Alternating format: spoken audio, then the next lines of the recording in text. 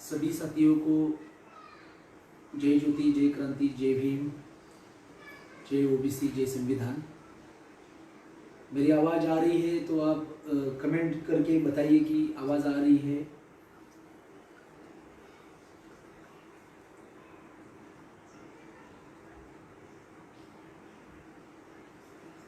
सबको रिक्वेस्ट है कि आप मेरा अगर आवाज़ आता है तो आप वहाँ पे उस तरीके से मेंशन करें कमेंट में।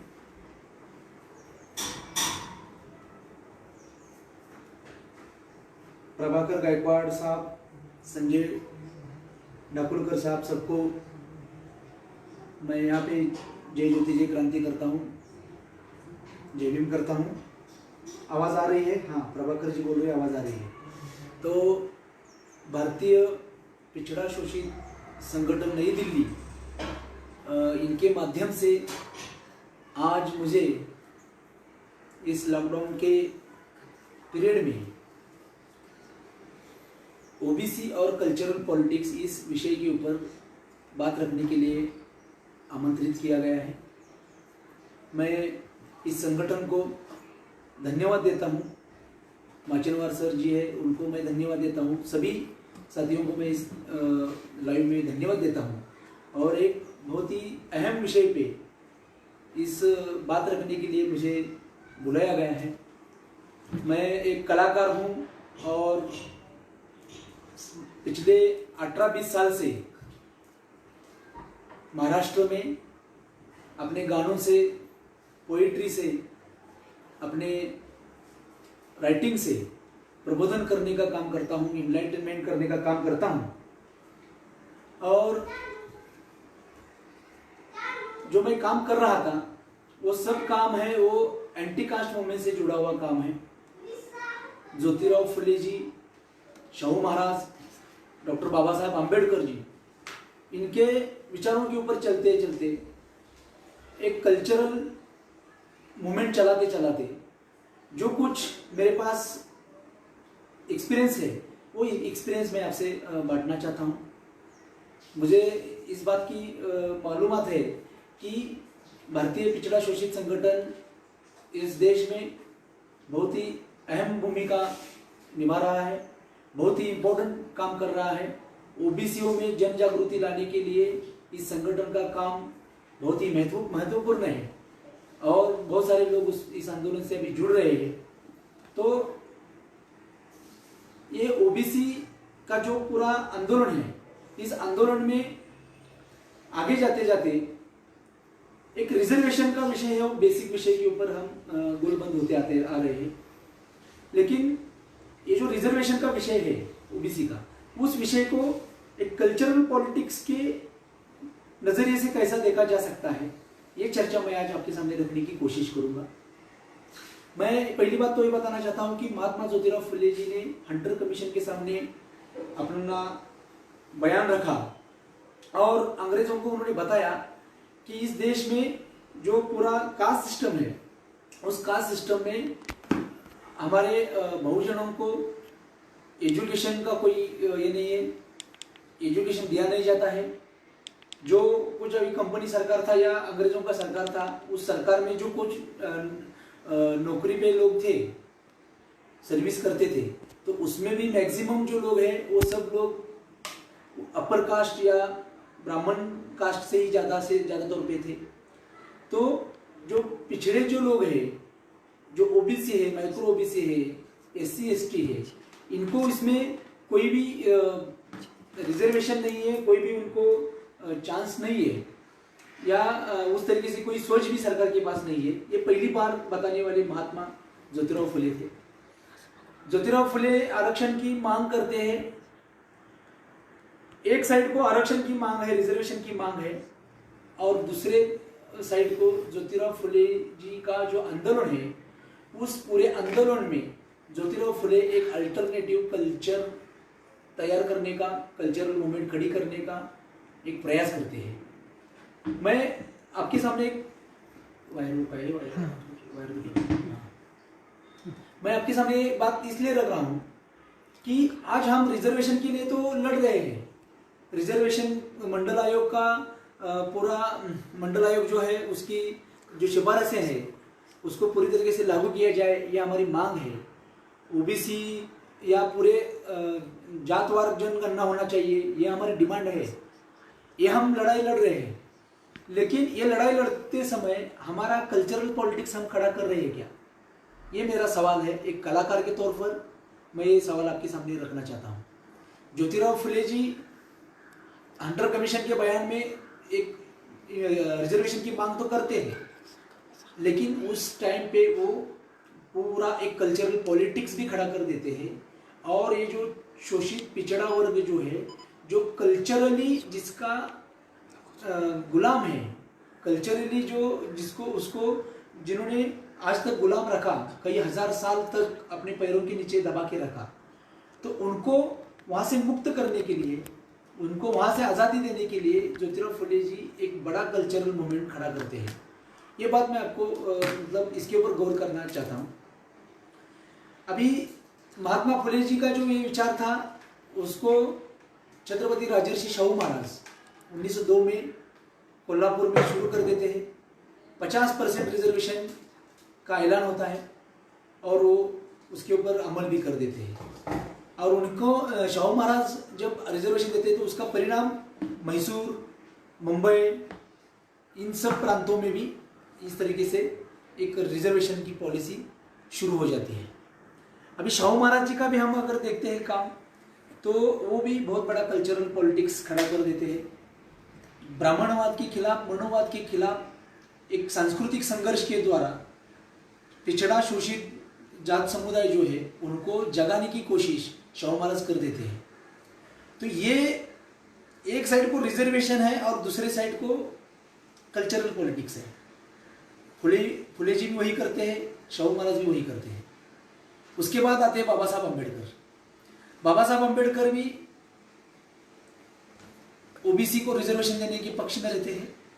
संविधान में आर्टिकल 340 आ जाता है।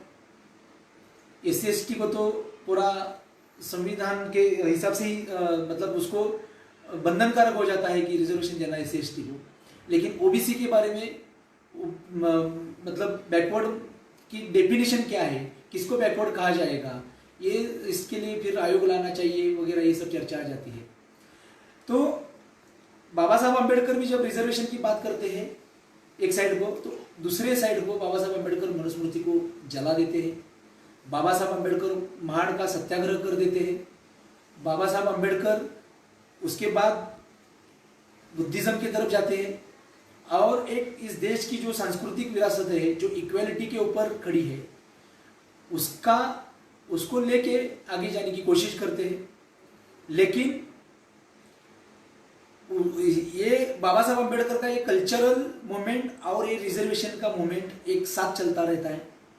लेकिन उस टाइम कांग्रेस उसके मतलब कालेलकर आयोग लाती है और फिर बहुत सारा नाटक करती है।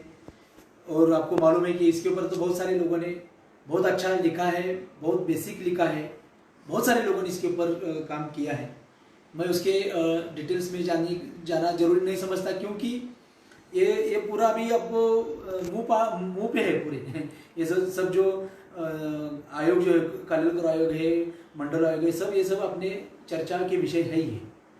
लेकिन मैं ये बात आगे रख रहा हूँ कि ये कल्चरल पॉलिटिक्स खड़े करते करते फुले शाहू अम्बेडकर रिजर्वेशन को भी आगे लेके जाते हैं। और उनके बाद जो हम कल्चरल पॉलिटिक्स को थोड़ा पीछे छोड़ देते हैं और हम रिजर्वेशन की तरफ जाते हैं। ये फर्क मैं आपको मतलब सामने रखने की कोशिश कर रहा हूँ कि हमको काय झालं, प्रॉब्लेम झालेला कशामुळे, टेक्निकल प्रॉब्लेम, स्क्रीनच गेली। आप मुझको सुन रहे तो आप कमेंट करिए, कुछ टेक्निकल इशू आ रहा है। हाँ, आवाज तो आ रहा है, दिखाई नहीं, काय झाले, है ना? हाँ, थोड़ा टेक्निकल इशू था, तो मैं फिर से एक बार उसको एक बार अंडरलाइन कर देता हूँ ये बात कि फुले शाहू अंबेडकर रिजर्वेशन को आगे लेके जाते हैं, रिजर्वेशन की मांग करते हैं, रिजर्वेशन के लिए लड़ाई करते हैं और दूसरे बाजू में कल्चरल पॉलिटिक्स खड़ा कर देते हैं। एक फर्क है। और उनके बाद जो भी हमारे रिजर्वेशन के आंदोलन होते हैं, उस रिजर्वेशन आंदोलन के पास उनका खुद का कल्चरल पॉलिटिक्स होता है क्या, ये एक बड़ा सवाल मेरे सामने है। ये मैं आपके सामने रख रहा हूँ। अभी मैं ये बात रखना चाहता हूँ कि मंडल आयोग जब आता है, मंडल आयोग अपनी बात रखता है, पूरा ड्राफ्ट आगे देता है, उसको फिर से ठंडे बस्ते में डालने की कोशिश की जाती है और वीपी सिंह जब आते हैं, पंतप्रधान हो जाते हैं, प्राइम मिनिस्टर, तो अपनी कुर्सी दांव पे लगा के मंडल आयोग को वो एक्सेप्ट कर लेते हैं। और उसके बाद वो मंडल लाते हैं तो ये कमंडल निकाल के फिर उनको भी प्राइम मिनिस्टर से हटाया जाता है, हटना पड़ता है। तो हम ये देखते हैं कि जब कभी ओबीसी को कुछ मिलने की संभावना तैयार होती है, शोषित पिछड़ा जाति समुदाय को कुछ राइट्स मिलने की संभावना होती है, उस टाइम पे एक बहुत बड़ा कल्चरल अटैक किया जाता है और वो राम मंदिर के नाम से आता है। राम मंदिर का विषय आगे ला के फिर आपने देखा ही होगा कि उसके बाद हमारे ओबीसी कार सेवक बन के हाथ में वीट लेके अयोध्या चले जाते हैं और गांव-गांव में पूरा टेंस तैयार हो जाता है। मतलब ओबीसी खुद कुछ करेगा, अपनी डिमांड रखेगा या उसके ऊपर अमल करेगा, ये परिस्थिति तैयार होते ही उसको डाइल्यूट करने के लिए एक कल्चरल अटैक ओबीसी के ऊपर हो जाता है और वो उसमें फंस जाता है। मतलब इसका मतलब यह है कि 3000 साल से 2500 साल से ये जो पिछड़ा शोषित समुदाय है, इसको ब्राह्मणवादी संस्कृति के पूरे झांसे में लाके उनको गुलाम किया गया है, उनके शास्त्रों के गुलाम है, उनके धर्म संस्कृति के गुलाम ये ओबीसी पिछड़ा शोषित जात समुदाय है। और ये अगर इसको कुछ राइट्स मिलेंगे, इसको अगर ठीक से रिजर्वेशन मिलेगा, इसकी अगर जनसंख्या ठीक से मालूम पड़ जाएगी, अगर इसको बजट में उसके जाति के प्रमाण में अगर कुछ ये मिल जाएगा, अधिकार मिल जाएगा, तो ये लोग उनके जाति शोषण के खिलाफ बोलेंगे, ये उनके जाति व्यवस्था के हिरार्की के बारे में, श्रेणीबद्ध जाति के खिलाफ सवाल उठाएंगे। ये चीज़ वो लोग देखते हैं और फिर वो क्या कर देते हैं, ब्राह्मणवादी लोग जो है वो उसको उसके ब्रेन को फिर डाइल्यूट कर देते हैं और वो मनोवादी कल्चर को सामने लाके, कोई तो एक सिंबॉलिज्म सामने लाके वो हमको गुमराह कर देते हैं। तो ये गुमराह होने की जो प्रक्रिया एक साइड में चालू है। आज हम देखते हैं कि जातवार जनगणना नहीं होने की वजह से, मतलब जाति की जनगणना हो नहीं रही है, उसकी वजह से हमको बजट में ओबीसी को क्या मिलेगा ये भी तय करना कठिन हो जाता है और ओबीसी को ये समझ में नहीं आता कि ये हमको करना चाहिए। लेकिन जो ओबीसी के खिलाफ कल्चरल अटैक करता है, कल्चरल हेजीमेनी या कल्चरल वर्चस्ववाद इस्तेमाल करता है या कल्चरल टेररिज्म का इस्तेमाल करता है, वही ओबीसी उनके साथ चला जाता है। तो ये जो कॉन्ट्राडिक्शन है, हमारे ओबीसीओं का जो मतलब ब्रेन है, वो ब्रेन पूरा का पूरा ब्राह्मणवादी कल्चर के कब्जे में है और ब्राह्मणवादी कल्चर के कब्जे में होने की वजह से ओबीसी को खुद के जो डिमांड्स है वो भी वो रख नहीं पाता है। बाबा साहब अम्बेडकर जी ने जो आंदोलन खड़ा किया और जो बुद्धिज्म की डिमांड सामने लाई, बुद्धिज्म लाया और बहुत सारे मतलब शेड्यूल कास्ट में एक बहुत बड़ी क्रांति, कल्चरल रिवोल्यूशन उन्होंने लाया और वो कल्चरल रिवोल्यूशन की वजह से एक साइड को वो कल्चरली भी उनको आज़ादी मिली और दूसरे साइड को रिजर्वेशन भी मिला। ये दोनों का परिणाम यह हो गया कि आज हम देखते हैं कि ज़्यादा से ज़्यादा आईपीएस, आईएएस या बड़े बड़े वकील हो, इंजीनियर हो, डॉक्टर्स हो, इनमें इनका तबका बहुत ज़्यादा है। ये कल्चरल रिवोल्यूशन का इम्पैक्ट है। मतलब अगर आपको रिजर्वेशन मिल भी गया और आपके पास कल्चरल पॉलिटिक्स आपका खुद का नहीं है, तो ये रिजर्वेशन का भी कुछ उपयोग नहीं होता है। ये बार बार दिखाई देता है क्योंकि महाराष्ट्र में मातंग समाज है, मातंग समाज को उस तरीके से कल्चरल पॉलिटिक्स नहीं मिला, तो जो ब्राह्मणी छावनी है वो ब्राह्मणी छावनी के अंकित ही रहने की वजह से मातंग समाज रिजर्वेशन होते हुए भी आगे नहीं बढ़ सका है। यह हमको एक कंपेरेटिव स्टडी हम कर सकते हैं कि क्या होता है कल्चरल पॉलिटिक्स नहीं होने की वजह से।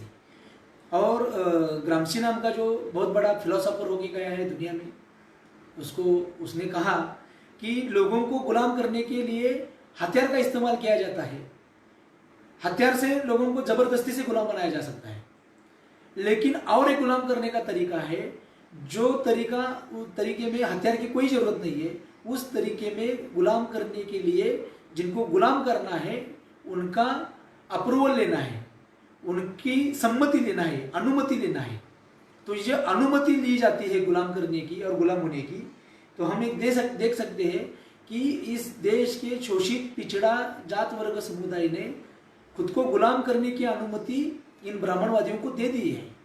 उनकी पूरी कल्चरल पूंजी जो है वो ब्राह्मणवादियों के हाथ में है।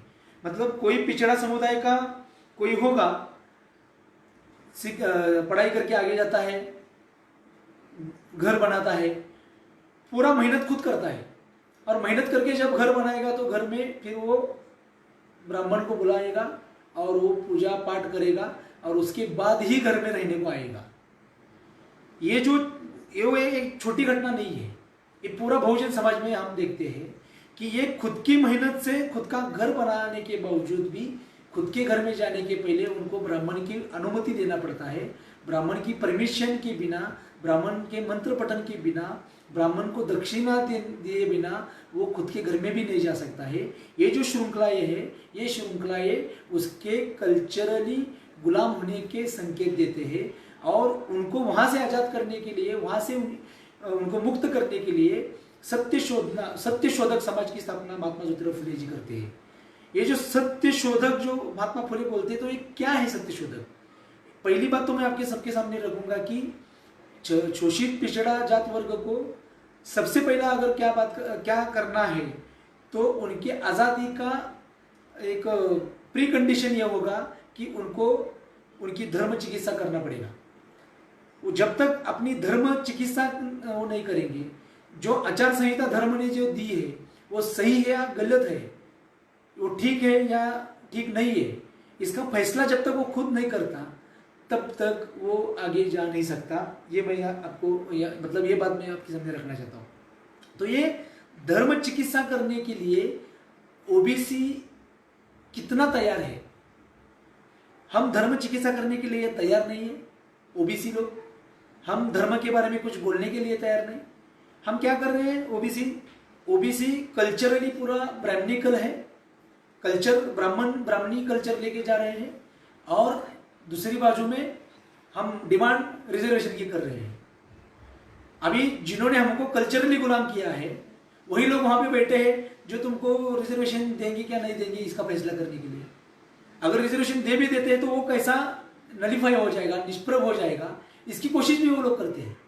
एक मंडल आयोग आने के बाद हम देख सकते हैं कि मंडल आयोग आने के बाद रिजर्वेशन आता है, सुप्रीम कोर्ट का खंडपीठ जो है 8 जजों का, वो उसको कायम करता है मंडल आयोग की सिफारिशों को, लेकिन उसके बाद प्राइवेटाइजेशन शुरू हो जाता है।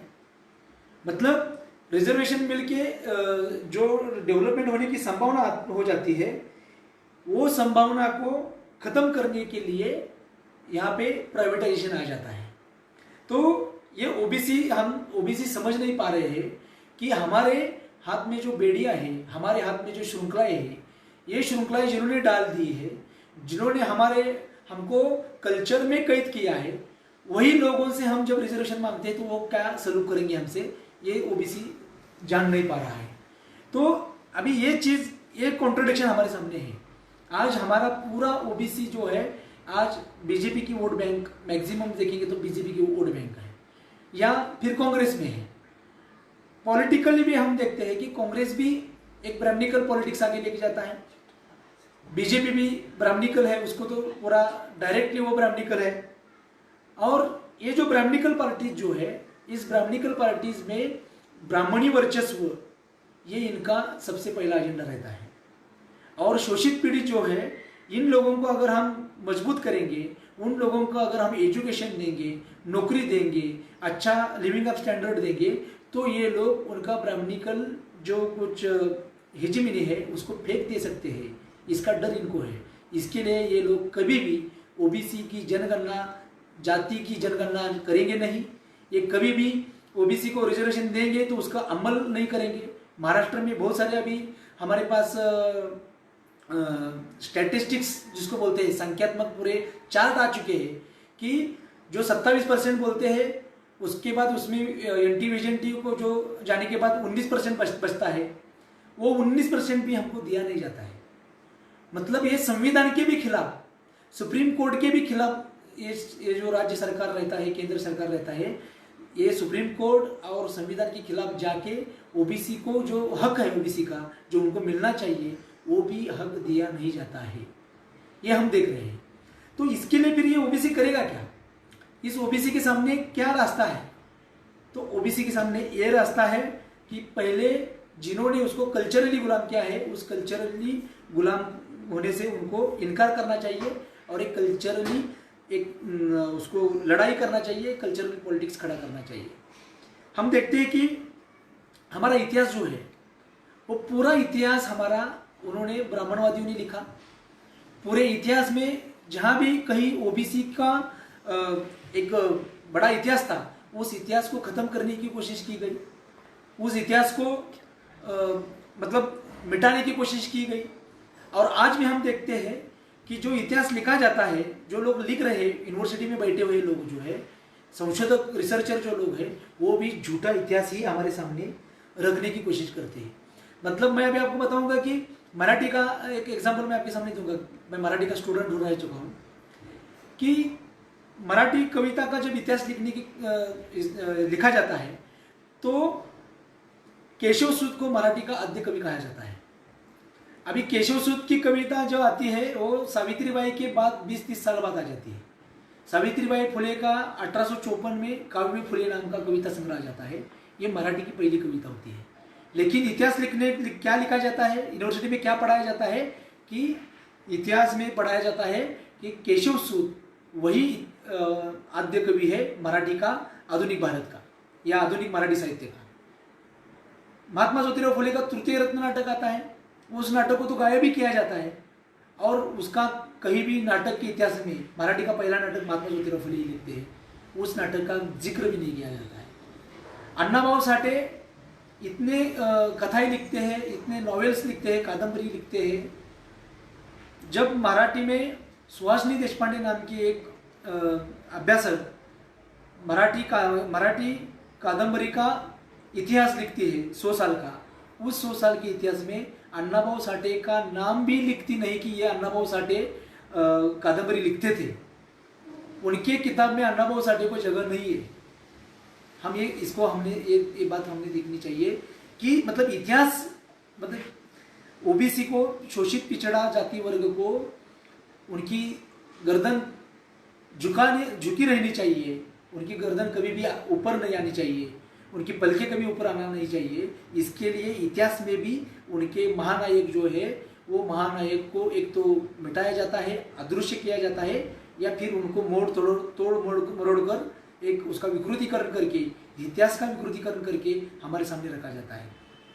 और फिर ये इतिहास का विकृतीकरण जो है, ये इतिहास का विकृतीकरण का फायदा लेके शोषित पिछड़ा जनता जाति एक दूसरे से लड़ने चालू कर देते हैं।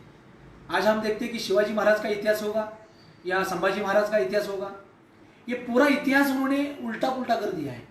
महाराष्ट्र में तो यहाँ के जो हिंदुत्ववादी फोर्सेस है, इस फोर्सेस ने शिवाजी महाराज का एक झूठा चरित्र सामने लाया और उनको गो ब्राह्मण प्रतिपालक इस हिसाब से उनको मतलब उनका इमेज बनाया गया। और फिर जो शिवाजी को एंटी मुस्लिम इस्तेमाल किया गया। मतलब इतिहास में एक विकृतीकरण करके इतिहास में झूठ पे मतलब बो के फिर मुसलमानों के खिलाफ उनका इस्तेमाल करना, ये बहुत बड़ा कल्चरल पॉलिटिक्स है। ये तो मतलब कल्चरल अटैक है, हम ऐसा समझ सकते हैं कि ये कल्चरल टेररिज्म भी है। ये इस तरीके से हमारे खिलाफ हो जाते हैं। और पीछे हम जाएंगे तो तुकाराम महाराज जो संत तुकाराम थे, संत कबीर थे, संत नामदेव थे, इन सभी के खिलाफ इन लोगों ने इस तरीके से कार्रवाई की है। गौतम बुद्ध जो सभी वर्ण जाति के खिलाफ बात करने वाला एक फिलोसोफर, एक आइकॉन, एक जिसको मसीहा नहीं बोलेंगे लेकिन एक दुनिया का सबसे एक प्रज्ञाशील एक तत्वचिंतक हम बोलेंगे, तो उनको तो उन्होंने पूरा ऐसा बता दिया कि वो तो विष्णु का 9वां अवतार है।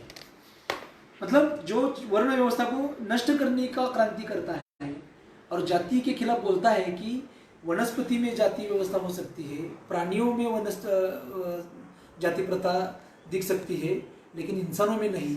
उस बुद्धों को भी इन लोगों ने इस तरीके से एक ब्राह्मणवादी छावनी में खींचने की कोशिश की है। इसको हमने गौर करना चाहिए। अभी तो ऐसा दिख रहा है कि मतलब ये इतिहास में होते आ रहा है कि हमेशा हमारे महामानवों को इस तरीके से विकृत ढंग से छुपाया गया। चारवाक का तो उदाहरण मैं हमेशा देता हूं।